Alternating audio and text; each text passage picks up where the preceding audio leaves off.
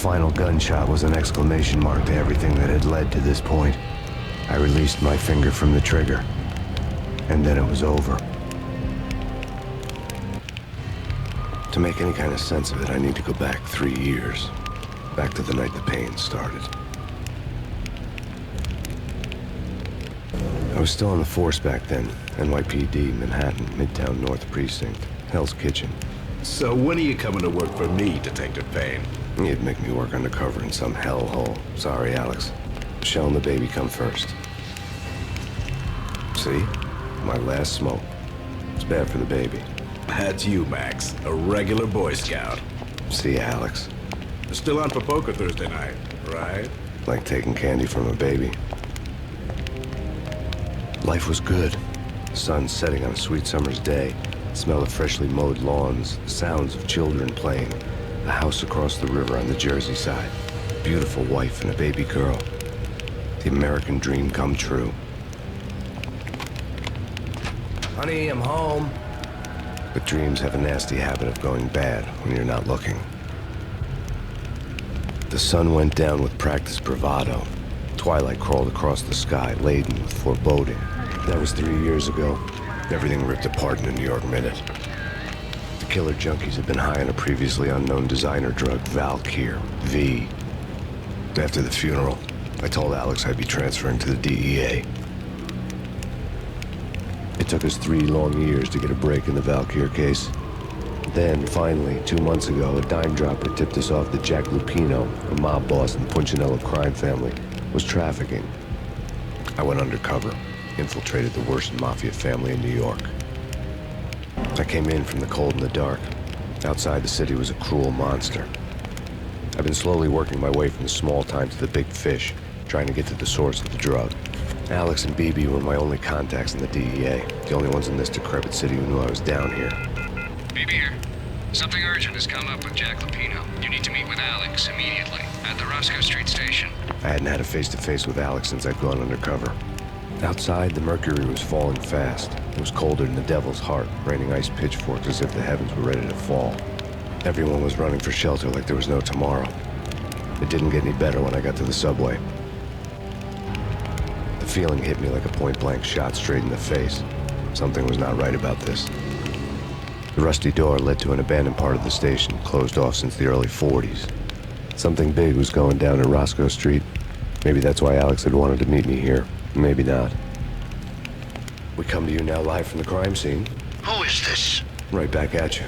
This is Deputy Chief Jim Bravura from the NYPD. You are to cease your criminal activities and surrender immediately. Sure thing, Jim.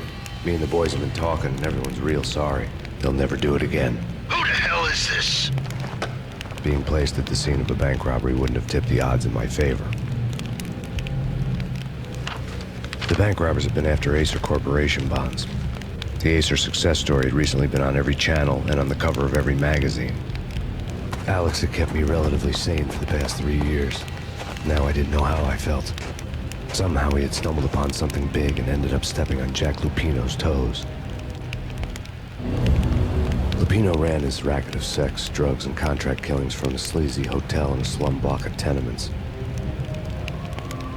The NYPD was closing in. I could hear the sirens. Their wail was a crescendo. Lupino thought he could get us by taking Alex out and leaving me to take the fall for it. All he had gotten was my attention. I went for the hotel first. It was a sad old thing with flickering lamps and faded colors, cheap mobster punks and tired-eyed prostitutes. I walked straight in, playing at Bogart, like I'd done 100 times before. The place was run by a couple of murdering mobsters with shark smiles. The Finito brothers. Ladies and gentlemen, it's the Payne in the butt. Payne to the max. You're killing me. Did you make that up yourselves, or you get some wino downstairs to come up with it? Don't answer that. A rhetorical question. I got something for the boss. Lupino around? That kind of depends on who's asking. A friend or a junk swap plan. Don't answer. It's one of them, how do you put it, rhetorical questions. Lupino ain't here, but he said bye. Lupino wasn't in his cheap hotel. Instead, I ran into the Finito brothers. I had met Lupino only once. The gangster ran all his rackets through his right-hand man, Vinny Gagniti. Gognitti was a high-strung whiner on the verge of breaking apart, like an overamped Energizer bunny. He had the brains to run the business, but he lacked the balls, always falling short, taking his frustration out on underage addicts and call girls. The V deal goes down at your hotel. Jack's exact words, quote, "Vinny, you're in charge of this one," unquote. Rico Muerte's coming to see it through. Anything goes wrong and everybody's gonna get dead, goes double for you. Treat this guy real good. Anything he wants, you give him. Don't screw this up or you're finito, finitos. A V deal meant added security, locked doors, and lots of nervous thugs with itchy trigger fingers. I'd seen nothing coming in, but that didn't mean it hadn't been there. Rico Muerte was a regular Kaiser Soze, a spook story told to keep the apes in line. 313. The Finitos had scribbled Muerte's room number on the note's margin. Tonight, the city's fight against the nightmare drug Valkyr took a turn for the worse, as DEA Special Agent Alex Balder was found brutally slain at the Roscoe Street subway station. A suspect was seen leaving the site only moments after the shots had been fired, and the NYPD is currently in pursuit of Max Payne, a repeated felon, believed to be armed and extremely dangerous. And now the weather. The worst winter storm in recorded history continues to pound the city. Our investigation had turned up nothing to link Angelo Punchinello, the head of the Punchinello family, to Valkyr. All tracks had ended with Jack Lupino. The letter in Muerte's room was signed by the Don himself. It was the first hint that the Kingpin knew what was brewing inside his syndicate. The trouble you got into after the Chicago screw-up. The Punchinello family bailed you out. You have been waiting for a chance to pay us back. One of our trusted boys has a monkey the size of King Kong on his back. We need your special skills for backup on a major deal. Collecting evidence had gotten old a few hundred bullets back. I was already so far past the point of no return, I couldn't even remember what it looked like when I had passed it. The diary belonged to a hooker named Candy Dawn. The read would have made a vice cop blush. Had talks with the mystery hag over the phone again. Sent her the latest One-Eyed Alfred tape. As long as the hag keeps paying for the tapes, the old man could come every day for all I care. She had a nice sideline, making secret X-rated flicks of her clients and selling them to the highest bidder. It would get her killed if her V-fix for the day didn't do it first. Service elevator rumbled down to the bowels of Jack Lupino's hotel. A winter storm warning is in effect in the whole tri-state area, as both freezing rain and heavy snowfall continue. Many roadways are already closed, and people are advised to stay indoors. The severe blizzard has ravaged New York for 3 days now, with no end in sight. We'd been snowed from the start in the Valkyr case. The forecast said there was plenty more where that had come from. But the snowbound city was on my side. Less chance of innocent bystanders getting caught in the crossfire. A dead man tied to a chair lay on the boiler room floor. Captain Baseball Bat Boy has an unbeatable track record in superhero death matches. But a six-pack of root beer gets me every time. The murder weapon was a baseball bat, now lying in a pool of drying blood next to a newspaper folded open on a Captain Baseball Bat Boy comic strip. Two mad dog killers, ready to murder each other. They step into the next room, and I'm thinking, now they're gonna do it. But no.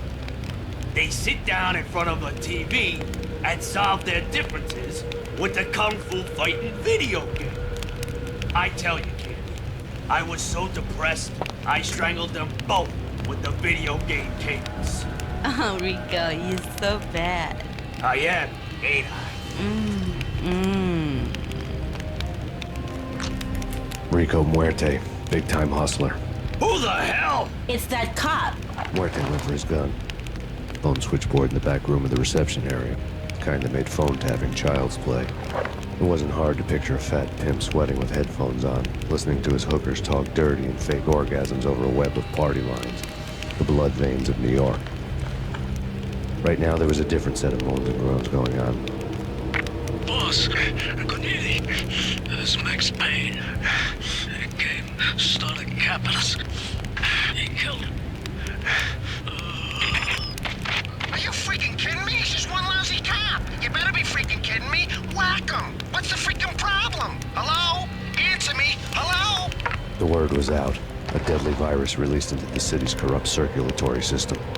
Something wicked this way comes. Max Payne at large. turn around, walk away, blow town. That would have been the smart thing to do. Guess I wasn't that smart. Lupino's tenement buildings were a seedy hangout for all kinds of sleaze. A liquor store, a pawn shop, a laundromat full of mobster bookies and loan sharks. The list went on. The how and why of it was a mystery to me, but they knew I was a cop. They knew I was coming, and they were going to get real trigger happy about it. I got to see Lupino's hangout all lit up. A bomb went off, turning snow into liquid gold. A pillar of fire lifted the remains of a car straight up into the air. The flames were highlighted on the hood of a black Mercedes-Benz as it coasted down the street real slow, as if the driver didn't have a worry in the world. I got a good look at the man riding shotgun. It was Vladimir, the head of the local Russian mob, the fly in Don Punchinello's soup. The headlines were screaming bloody murder. The storm was a screaming duet with the approaching prowl car sirens. It was all a scream when you were down for the count and wanted for murder. A beaten-up phone in the entrance hall was ringing. It could have been just a junkie in need of a fix, but it turned out to be something more sinister than that. Am I speaking to Mr. Payne? Who wants to know? My name is Alfred Woden. You must hurry. The police are on their way. Tell me something I don't know. They know you're there. How? And what's it to you? I will contact you again. The cops arrived, sirens singing in the off-key harmony of a manic-depressive choir. I had a few minutes while the SWAT team would go through their usual routine. By the time they busted in, I needed to be long gone. Max Payne, this is Deputy Chief Jim Bravura from the NYPD. Drop your weapons and come out with your hands above your head. Suddenly it all made sense. The bombs, the Russian mob boss making an appearance in person. Gagnidi was his usual self, all talk and no walk. After our hit, the Russian has only a couple of guns left, and they can be bought. There's no freaking way he has the guts to try anything after that. As it turned out, the Russian had plenty of guts. One thing you could count on, you push a man too far and sooner or later he'd start pushing back.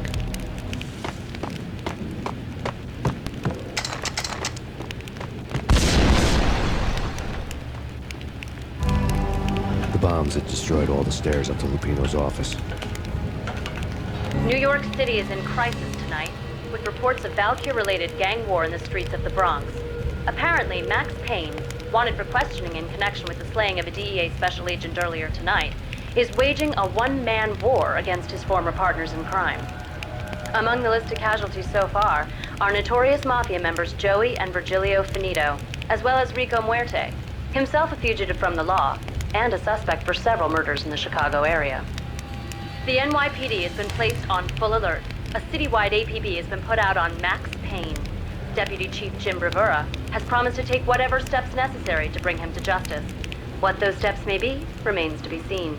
For CNN TV News, this is Kira Silver. Vinny Gagnidi, just the man I've been killing to see. Payne? Freaking Fed! I knew from day one there was something screwy about you. What do you think you're doing? You're a freaking cop. You ain't got squad on us. You can't just come in here waving your piece like it meant something. Yeah! Oh my God! Oh God, you shot me! Ah! You're dead, Payne! What the hell are you waiting for, you apes? Kill him! Kill him! With pleasure, boss. Gagnidi bailed. I made like Chow Yun Fat. The letter was addressed to Don Punchinello, but Vinny had never had the nerve to finish it. Jack's gone voodoo. Just the other night, he shot Dino because he wanted to see what his brains looked like splattered on the wall. He's a freaking mad dog. We're running out of men and business fast. Gagnidi had been living in mortal fear of his boss. Jack Lupino was a psycho. This was my second train ride of the night. The way it started didn't promise anything better than the last one. Freezing wind tearing at my face like sandpaper and razors, ice hard and slick under my hands and feet. And somewhere in the background, the wail of sirens, the city howling after me.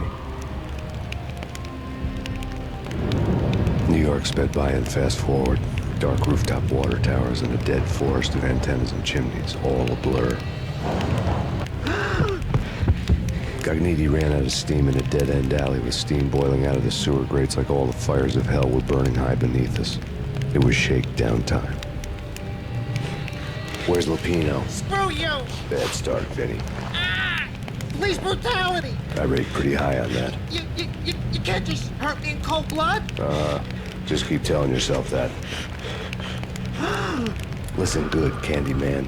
I'm not gonna be anybody's fall guy. I want to know where your boss is hiding. There was no glory in this. I hadn't asked for this crap. Trouble had come to me in big dark swarms. The good and the just were like gold dust in the city. I had no illusions. I was not one of them. I was no hero. Just me and the gun and the crook. My options had decreased to a singular course. I'll tell you, just don't hurt me no more. Lupino's at Ragnarok, the nightclub. Book me, take me, hold me to the freaking jail, just don't hurt me. Your rights will be read at your funeral. Ragnarok was Lupino's private nightclub, a den of drugs built into an old theater. I knew what waited inside. V-head junkies ready to explode in random acts of senseless violence. And Lupino's goon squad, the worst stone-cold killers this side of hell. Ragnarok was as inviting as a headache, flickering and flashing to a machine gun beat. The belly of the nightclub was a gothic theme park that began with bondage games and led to the nasty stuff from there. As subtle with its dark message as a cop-killer bullet through the heart. Like father, like son. Just like Jack Lupino. Given the setting, I was surprised to find that somebody had been passing time reading. The paperback was entitled, The Age of Murder and Storm. The blurb on the back mentioned Norse mythos and Ragnarok, the end of a Viking world with a terrible winter that covered the earth in ice, when vile crimes were rampant and all humanity lost. I could see how somebody impressionable might get it into their head that we were at the end of time. I was also beginning to see what the nightclub and its owner were all about. The room was stacked with light reading, such as Necronomicon, Witchcraft, and Paradise Lost. Old exotic titles like Malleus Maleficarum and De Umbrarum Reini Novum Portus. Books with pentagrams on their covers, all dealing with the occult and the infernal, lying between stacks of horror videos and a couple of Ouija boards. The only thing I could take seriously was the thought of Lupino taking it seriously. He had been spending a lot of time getting intimate with the guy downstairs. The backstage area led to Lupino's inner sanctum. The hot air inside was like an invisible wall, thick with incense and something else, a sickly sweet smell that made you gag. Punchinello had threatened Lupino in writing. The note had been torn to pieces, bloody fingerprints all over them. Don't want you to think that one of my boys is not playing with a full deck. Shape up, Jack. We are running a business here. I'd hate to send the trio to strong-arm you. The trio were the Don's notorious henchmen. It was obvious that Lupino hadn't been intimidated by the threat. Jack Lupino was crazy, all right. The table was scattered with notes of demented arcane nonsense written in rusty blood. A mishmash list of demons, devils, and dark gods evoked. Beelzebub, Asmodeus, Baphomet, Lucifer, Loki, Cthulhu, Lilith, Hela, blood given to you all. He was after that old Faustian deal. Your soul for power and fortune. Just sign on the dotted line with your blood. Lupino's notebook lay on the pedestal. Jack Lupino was crazy, all right. Mythic wolves, let loose to devour the sun and the moon. Lupino is the wolf. I'm Mr. Beast, the big bad Fenris wolf. I'm the end of the world man, wearing the flesh of fallen angels. After Y2K, the end of the world had become a cliché. But who was I to talk? A brooding underdog avenger alone against an empire of evil, out to right a grave injustice. Everything was subjective. There were only personal apocalypses. Nothing is a cliché when it's happening to you. I had known there'd have to be a catch in it somewhere, and this one was the Empire State Building of catches.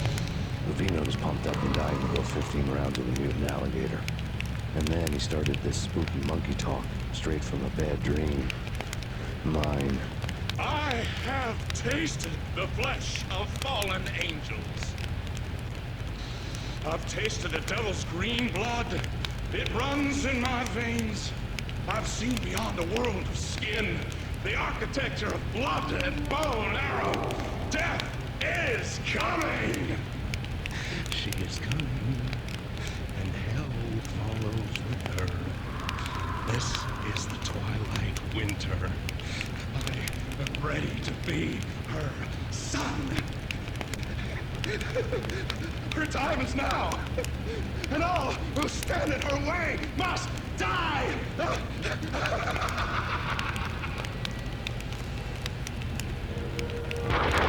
When Lupino finally went down, I wanted to make real sure he'd stay that way. He was a bad monster. Turned them into friggin' zombie demons from outer space. I think he's dead already. Huh? And that's when it happened. But dead or not, you've got the wrong guy.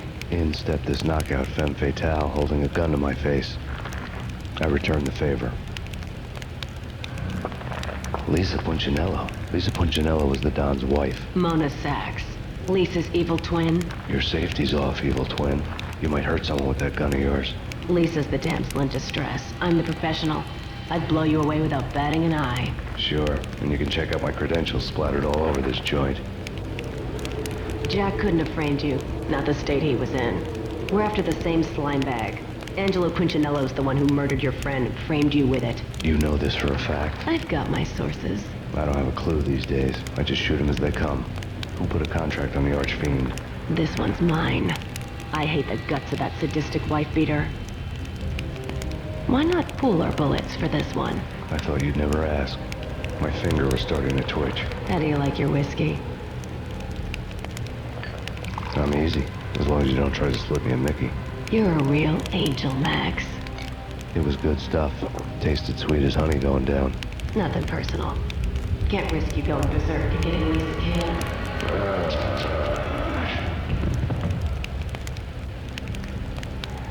The nightmare was always the same. Violent shapes moving in darkness, old and ugly. The killer's mad laughter was a riddle filled with wicked innuendo.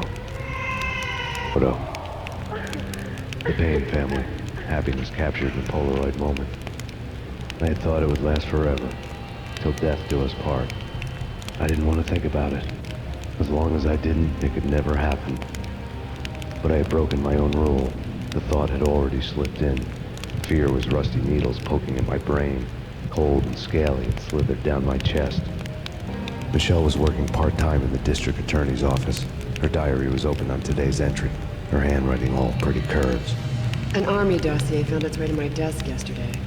Valhalla? Isn't that a Norse myth? Something about Vikings? I tried to tell Max about it, but he was busy, that cute frown on his brow. Guess it's nothing, just a mix-up at the courier service. From now on, I would always find time for her. It was a hollow promise. Too little, too late.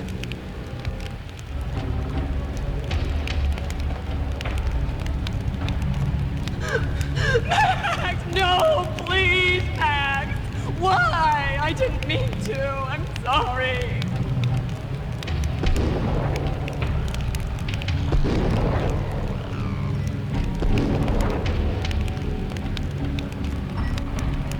Murderer! You killed her! Nothing like that ever happens in the real world.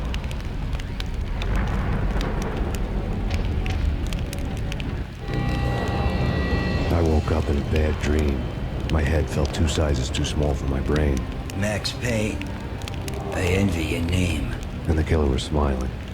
Pleased to meet you. I'm Frankie the Bat Niagara. Niagara, as in you cry a lot? He had a baseball bat and I was tied to a chair. Pissing him off was the smart thing to do.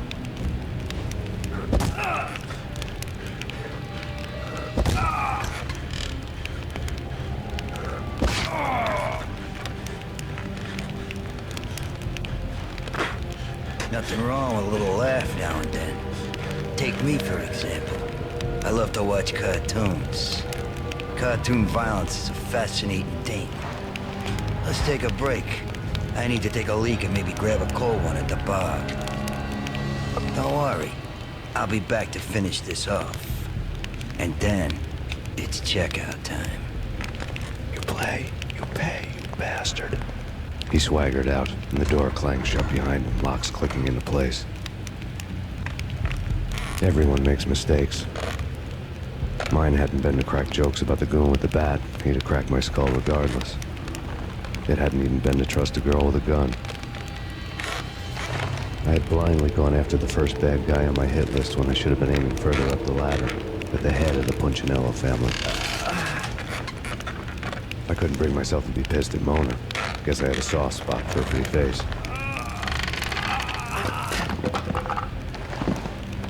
But when somebody decides to play baseball with your head, you tend to get sore. They had dragged me back to the basement of Lupino's hotel. I was beaten, bruised, and blue. I felt like the chair I had broken to get free. Frankie had left his calling card, a Captain Baseball bat boy strip, next to a sewer passage filled with bodies. You'd better not mess with Captain Baseball Bat Boy. Even my archenemy, Bicycle Helmet Girl, swoons at the sight of me. Aha! There were enough corpses to put a mass murderer to shame. The men in blue had come and gone. They had decorated the place with chalk outlines and tied it together with yellow tape. The cops who had stayed behind were dead. Frankie, his boys, and I had the place all for ourselves. That crazy witch, you should have heard her. She was a real scream when the boys caught her trying to cap the Don. Oh, that's friggin' bad. To the trio? That's even worse than what Frankie's doing to that poor bastard downstairs. She's gonna take a long time to die. The mobster muscle on the phone was talking about Mona. Punchinello's trio were nothing but bad news. More evidence that Punchinello didn't like me much. The fact remains that all the victims so far identified in the Ragnarok shooting have been known criminals, many of whom had large doses of V in their blood. Reliable sources say that Max Payne was also among those killed, although no body has been recovered at this time. Reliable sources. That meant somebody thought the Mafia had me, didn't want the cops snooping around anymore. The body would be delivered to them barely recognizable. Case closed. Don Punchinello had the power to be that reliable source, which was no news. But his news was old news. Framing me hadn't been enough. Don Punchinello had put a hit on me. He wanted me dead, and it had been important enough for him to give written instructions to Frankie about it. Max Payne should die like a dog for the trouble he's caused. Frankie, I know I can trust you to give this matter the dedication it needs. The hotel bar was fast developing quite a history. True to his words, Frankie was there, having a beer. Jesus Christ. How the hell did you get loose? Got bored waiting. Thought, what the hell, we could just as well finish this here. Thank you. You've been a lovely audience. Had enough? I don't play with girls anyway. Unfair! I spotted the tail as soon as I left the hotel. A big black Mercedes. I had seen the car before. That time it had heralded impressive explosions. Vladimir was back. Bang. You're dead, Max Payne. I might have laughed if I remembered how. What's this supposed to be? Cops and robbers? Look, you want something with me? Get in line. Peace, man. Relax. You know you are a real news item. Armed and dangerous. I am going to make you an offer you can't refuse. I've always wanted to say that. It's a bum rap. I've been framed. Well, that's a moot point. Whatever you did or did not do, I'm sure you had good reason for doing it. Want to hear me out? I'm listening. Punchinello messing with V is bad for business all around. But that's not all. There is this guy, Boris Dime, used to pull jobs for me. He's the captain of the cargo ship Charon. Now the bastard turncoat has gone over to the other side, Punchinello's. The ship's loaded with high-res hardware, guns, my business. If Punchinello gets hold of that cargo, he's won and I have lost. And you'll have your work cut out for you. If you want to get to Punchinello, you'll need heavy-duty persuaders. I am just the man to get them for you. Change the ship back under my flag, maybe pop 2 in the traitor Dime's head while you're at it. You'll get enough guns to start the apocalypse. You in or out? Let's get this show on the road. Vladimir was one of those old-time bad guys with honor and morals, which made him almost one of the good guys. None of us was a saint. The Brooklyn riverfront was a maze of rusty containers, sharp-boned cranes looming up from the snowstorm. On a night like this, you couldn't help but think of the dark army of dead men sleeping with the fishes, cement shoes in line. Rico Muerte had come to town to do more than just sort out family troubles. Exhibits number 1, 2, and 3. A briefcase of money, a sniper rifle, and an envelope with one word neatly printed on a folded piece of expensive paper. Mayor. It didn't sound like a mafia contract at all. It was too cold and too to the point. Must have crept over the sides of the cargo steamer a long time ago. Boris Dime would be on board. I'd have to smoke half of his crew to even get near the gangplank. Guns were probably being kept in the hold, buried amidst the rats and oily water. Angelo Puccinello here. Angie, tell me, how much did Dime cost you? I bet it was more than his name. Max Payne. Right the first time. You're dead, punk. You sure you're not confusing me with Boris here? But you are right, of course. Pretty soon we should get together and have a talk. You son of a... Pissing Punchinello off was a dangerous game, but when people get mad, they make mistakes. I should know. That's where I wanted Punchinello, mad enough to trip over his own feet, preferably into a grave. Did you get everything you need? Check. I owe you. Anything you need. This is my solo. When I'm through, Punchinello won't be anybody's problem anymore. Clear as vodka. But anytime you get between a rock and a hard place, just whistle. This could be the beginning of a beautiful friendship. You really get a bang out of this big-time gangster act, don't you? Even with all this firepower, I figured I couldn't get to Punchinello at his manor. I could only hope that he wouldn't pass a chance to hear me beg, to see he's won. This is Max Payne. I want to cut a deal. Payne, you're a dead man. That's what everybody keeps telling me. I got your ship and her cargo. I want to meet. No pain, no gain. Capiche? You know my restaurant? Yeah, I know it. 1 hour. Punchinello's restaurant had seen better days. Snow was falling like ashes from post-apocalyptic skies, but that was outside. Things would soon get hot in the Don's restaurant. Vlad had seen my smoke signals. The Mercedes was revving to go, almost drowning out the Banshee well of the sirens. You coming? We'll drop you off at the Punchinello Manor. Sounds good to me. When this is over, look me up. I could use a professional like you. I'll keep that in mind. The night groaned with cold. The garden lights flickered nervously. In their light, the falling snow was dead white before the darkness ate it up. I had heard the stories. The trio were mad dogs. They'd have hung the heads of their enemies over the manor gates if the capo had only let them. Punchinello wanted pain. He'd see the pain. The trick in my situation was that there was no trick, no matter what the movies tell you. No rules, no secret mantra, no roadmap. It wasn't about how smart or how good you were. It was chaos and luck, and anyone who thought different was a fool. All you could do was to hang on madly, as long and as hard as you could. Someone had graciously left the back door open for me and killed the guards. My money was on Mona. I knew the trio would be standing between me and Punchinello. I had read their rap sheets, thick as phone books. No one would be walking out of here alive. Someone hadn't enjoyed the Don's hospitality. Someone with a flair for the dramatic. Someone who had let herself out of a locked cell and past a couple of armed guards. My thoughts were on Mona again. I could only hope she was a good enough gambler to walk away while she was still winning, before she'd run into the trio. The word on Lisa Punchinello was that she was a bit of a witch. The tarot cards on the kitchen table fit the picture. They weren't my kind of cards, but I was willing to take a crack at the hand Mrs. Punchinello had dealt. The first card was the tower. Maybe that was supposed to be the manor. It got easy after that. The devil was the master of the house, and death was me, coming for him. You're a real angel, Max. I couldn't tell whether it was Mona or her sister. The body was a mess. The sick bastard had really gotten a kick out of it. Seeing her lying there got me thinking about another woman's body on another bed. Got me thinking about a fallen cradle. Max Payne. Talk to me. Alfred Woden. You've got company. An armed helicopter just landed on the manor grounds. You must hurry. The more the merrier. Outside my door. Hurry. It's coming for me. You gotta hurry. Please. I could hear Punchinello on the phone begging for help.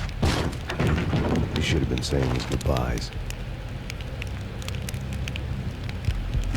Punchinello was a pushover. The moment I stepped into the room, he folded like a deuce before a royal flush. No, wait.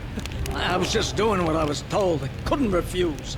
She's someone high up. Government, maybe. I don't know. He was trying to buy more sand for his hourglass. I wasn't selling any. I could tell when I was outgunned. It was time to take another beating. The mystery witch was a real barracuda. Trouble on dagger heels, a smoking assault rifle in her hand, and an army of killer suits behind her. How sweet. I get to kill 2 birds with 1 stone. Sooner or later, it was going to catch up with you. Mr. Payne, it's time to show you the benefits of my brew. Be a good boy now. You'd find that Lady Luck was really a hooker. You were fresh out of cash.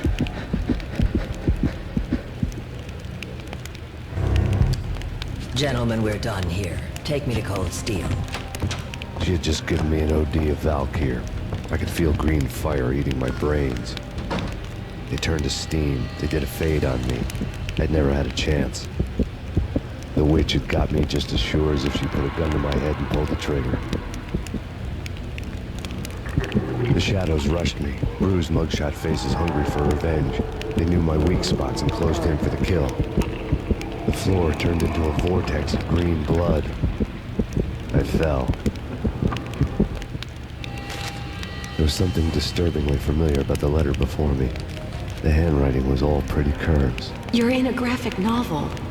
The truth split my skull open, a glaring green light washing the lies away. All of my past was just fragmented still shots, words hanging in the air like balloons. I was in a graphic novel. Funny as hell. It was the most horrible thing I could think of.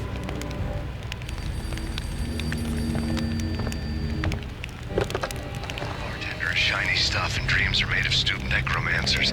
He sings like a banana wrist, having strayed too close to the constellations on their shaved skulls. There was a bad line in the prank call. Someone spouting insane babble. I couldn't make sense of it. But I had an overwhelming sense of deja vu. The caller's voice sounded oddly familiar. There was something disturbingly familiar about the letter before me. The handwriting was all pretty curves. You're in a computer game, Max. The truth was a burning green crack through my brain, weapon statistics hanging in the air, glimpsed out of the corner of my eye, endless repetition of the act of shooting, time slowing down to show off my moves, the paranoid feel of someone controlling my every step. I was in a computer game. Funny as hell, it was the most horrible thing I could think of. Don't lose it. It's Valkyr. The drug. Snap out of it. Try to remember. It was a bad line in a prank call. Someone spouting insane babble. I couldn't make sense of it. But I had an overwhelming sense of deja vu, and the caller's voice sounded oddly familiar. Max, something happened at the office today. A strange memo. Something about Vikings. Honey, I gotta run. You can tell me all about it this evening. Have a nice day, darling. The bullet holes were rubies on her chest, blood glowing on her ivory skin. She was so beautiful. The killer was smiling. The flesh of fallen angels. Slowly, the green nightmare faded, leaving dark stains on my soul that would never come off. I felt like flatlining. I was all shook up. I woke up in a cold sweat, sick and tired to the bone, lying in a puddle of my own puke. The hag had said take me to Cold Steel before it had all gone crazy. It was a clue. The only one I had. It took me forever to crawl back to my feet and hit the road, but when I did, I drove straight to Cold Steel Foundry outside the city. There was a whole lot of action around the place for a freezing winter night. Trucks coming and going, men running. I had the drop on the mystery witch. She thought I was dead. I was on her blind side. I was going in. The bad trip had put me in a crazy mood, adrenaline pumping through my aching veins. Staggering on the mill roof in ice and snow and wild wind, I was a ninja. My kung fu was strong. I wasn't hitting anybody. At best, I was Superman on kryptonite about to fall through a skylight, down to where it was all going down. A half-abandoned industrial area in the middle of nowhere. The factory was a perfect front for any number of illegal activities. Life-threatening weather conditions. A record-breaking killer storm. In the city's history. Vehicles stuck in snow.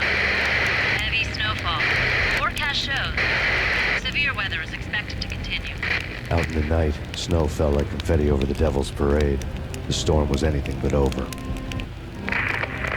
Perimeter breached. The facility has been compromised. Repeat, the Deep Six has been compromised.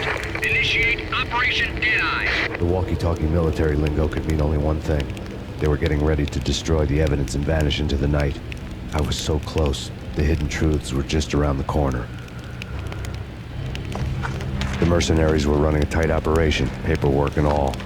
Merchandise missing again. A chemist had tried to smuggle it out for his own private party. Locked him up in cell B7 in D6's old test facility to wait for proper processing. I was close enough to hear the secrets, just beyond the next doorway. I had taken on the role of the mythic detective, Bogart as Marlowe, or as Sam Spade going after the Maltese Falcon to unravel all the mysteries. There was an old army bunker under the steel mill. I knew the military plaque on the floor. I had seen 1,000 variations of the insignia on crumbling brick walls everywhere in the city. The sword replaced by a syringe. Project Valhalla, V for Valkyr, V for Valhalla. All of a sudden it read like a crackpot conspiracy theory. Top secret. Project Valhalla. U.S. Army. Yggdrasil Network. Valhalla. The otherworldly place in Norse mythology where the bravest heroes spent their afterlife feasting and fighting forever. Their wounds miraculously healed night after night. Valkyr. The maidens who chose the most courageous Viking warriors and carried them to Valhalla. 1991.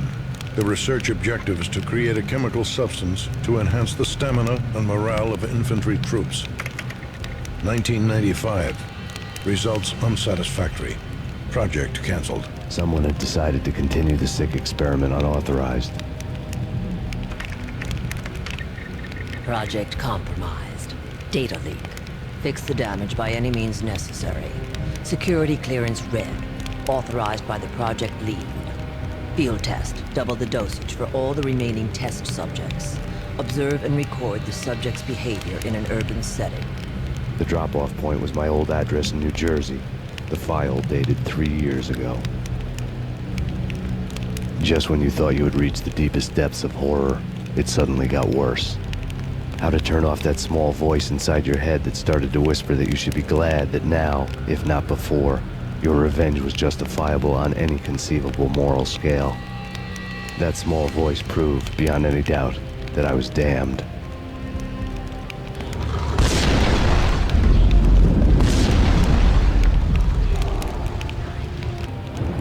You piece together a jigsaw and the final picture is you finishing that same puzzle. A mad, green-eyed killer standing behind you.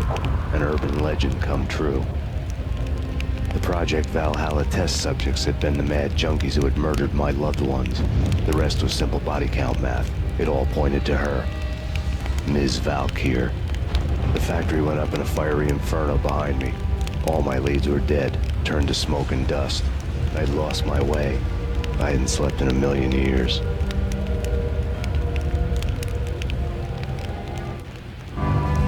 I felt thin as death. I've been living on an endless supply of week-old donuts. They were fuel for this crazy furnace inside my head. I couldn't remember when I had last seen the sun. I was on a permanent graveyard shift. When the darkness fell, New York City became something else, any old Sinatra song notwithstanding. Bad things happened in the night, on the streets of that other city, Noir York City. I was in an all-night diner, downing cup after cup of coffee that tasted like engine oil, when a new message from BB got me back on the killer track. What the hell happened at Roscoe Street? Maxie, I'm going out on a limb here. We need to talk this through, come up with a plan. 2:30 a.m., the Choir Communications Garage. The more I thought about Alex's murder and the frame-up, the more it felt like an inside job. I should have seen it coming. BB had sold me out, and now he wanted to finish what he'd started. The garage was dead. BB showed up in his tailor-made suit, gold watch, and cufflinks to match. All way beyond a cop's pay. Maxie. Oozing suave charm, he was guilty as hell. What the hell does BB stand for anyway? Backstabbing bastard?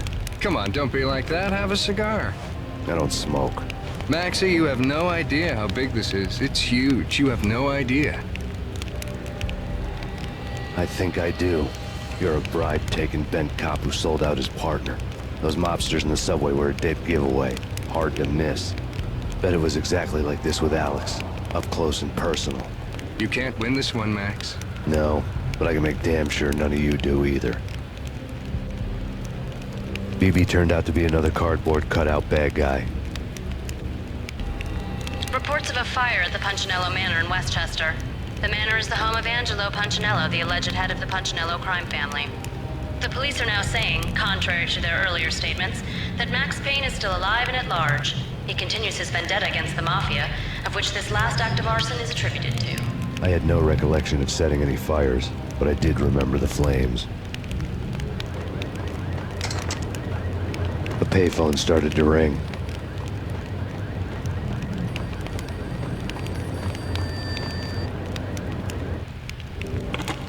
Yeah. Max Payne? Whatever does it for you. This is Alfred Woden. I can give you the name of your enemy. Come to the Asgard building presently. We are expecting you. Woden was waiting for me on the steps of the old building. Mr. Payne, let's go inside. The others are anxious to begin. The others?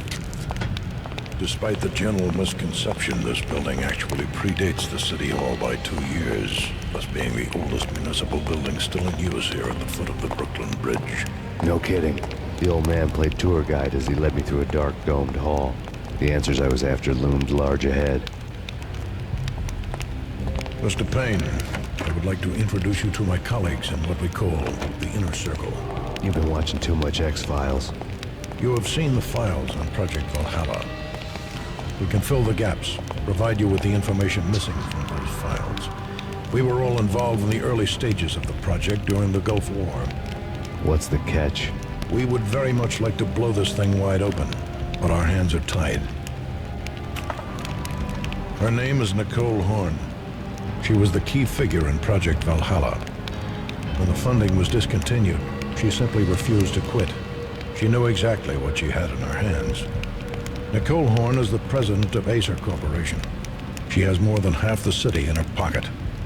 This must be kept under wraps. If you try to go public with this, we will deny any knowledge. We need you to take her out. Afterwards, we can protect you. Make all the charges go away.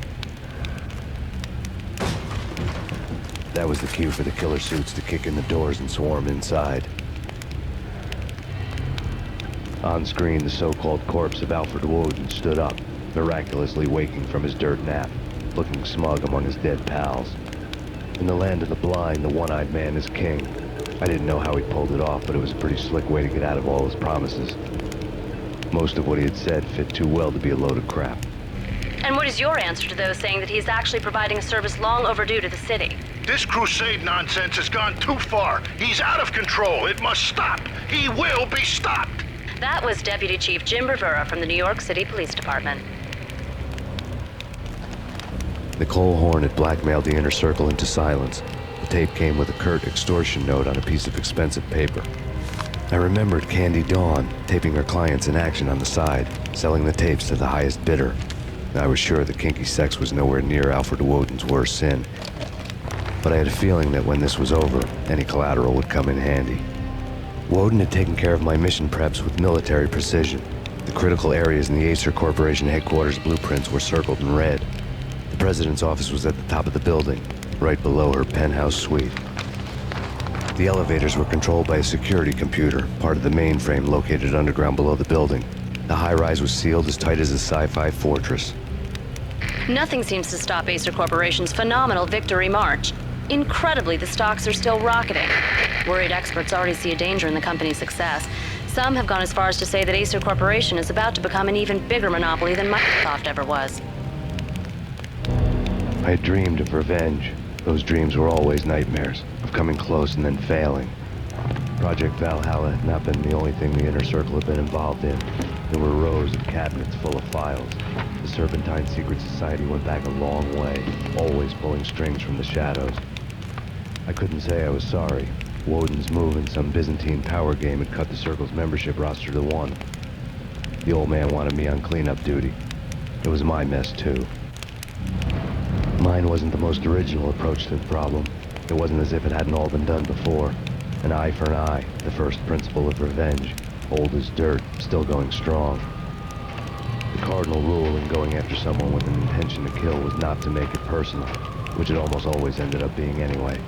It did with me. I took my time, cruising around the city in the snow. There was no hurry. I knew what I had to do now. I took my time, thinking about it, building up the rage. When I was ready, I parked the stolen wheels at the front entrance of the Acer Corporation headquarters. Got out, got in, got cracking. I had a bullet with Nicole Horn's name on it.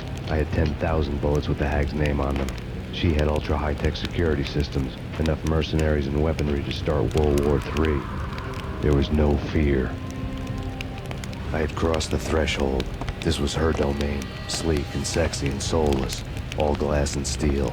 A place of color-coded security keycards, metal detectors, and surveillance systems. Mona, looking good.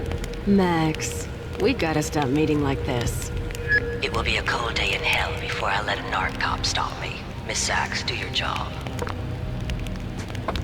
Relax, Max. You're a nice guy. I don't kill nice guys. You're not bad yourself. It was different when Horn wanted Punchinello dead. To cut her ties to the Mafia.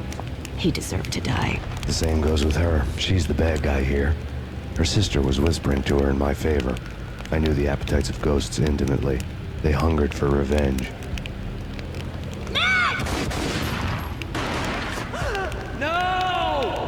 The gunshot boomed and she fell down in slow motion. She was a nice girl, not really a stone-cold killer. And now she was stone-cold dead. Like religious fanatics or loyal samurai, Horn's private army was coming at me. When the elevator came back down, Mona was gone. There was a lot of blood, but no body. Something clicked for the final time. My mind had never been so clear, as if somewhere high above the storm clouds were already gone, cold stars blazing from the black skies. Next to the printer was a neat stack of expensive paper. Hacking through Horn's computer would have unearthed files of criminal plans, strategies for world domination, spy helicopter reports, illegal wiretap recordings, internet porno, all of the above. Take your pick. I really didn't care anymore. I had seen too much of it already. Valkyr had been meant to be a white-winged maiden that would lift you to a warrior's heaven, but it turned out to be a one-way demon ride to hell. The devil was in the drug. I knew. I had met him.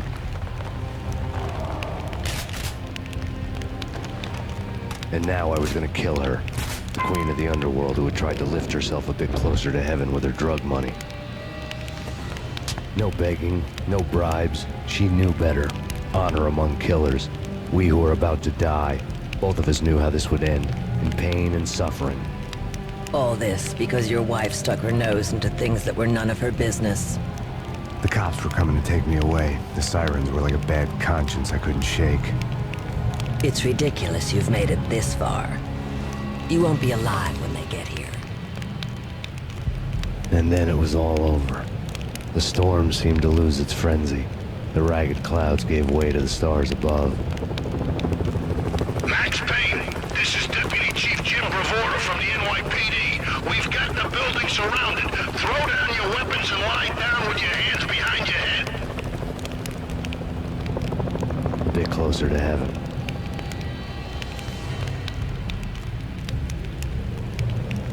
The cops' voices were distant and muted. Freeze! NYPD! Hold it right there! My ghosts released me from their haunting. Down below, New York City glittered like diamonds on black velvet. You gave us one hell of a ride.